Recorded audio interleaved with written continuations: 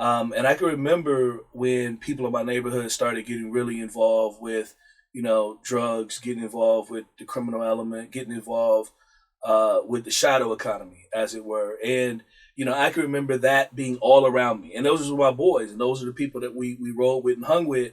And at first it was small, and then over the time it was getting more and more major. And you knew you didn't want to get in certain cars at certain times of days and go into certain environments. Even though when they came back home, that's my homie I've been knowing since I was in the second or third grade and lived across the street from me.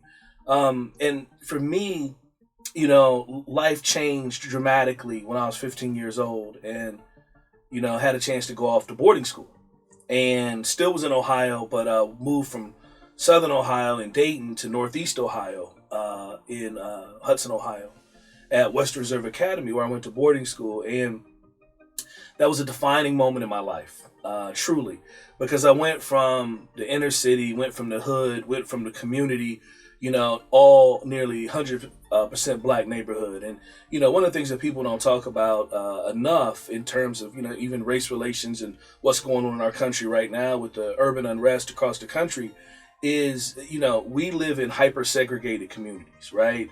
Meaning black folks go to school and live in communities with black folks. White folks go to school, live in communities with white folks. Latinx, Hispanic folks go to school, live in communities with themselves. So we live in this condition in this country of hyper segregation. So in some ways, the promise of desegregation, the promise of integration and integrating neighborhoods and communities is never really held true. And in my neighborhood, in the 70s and the 80s, was all black. And, that same neighborhood today, 30 years later, 40 years later is all black. I mean, so, those things haven't shifted. And all we've seen is just this deepening of intergenerational poverty, deepening of intergenerational challenges. So when I went off to boarding school, coming from that neighborhood in that context, it was truly a different world.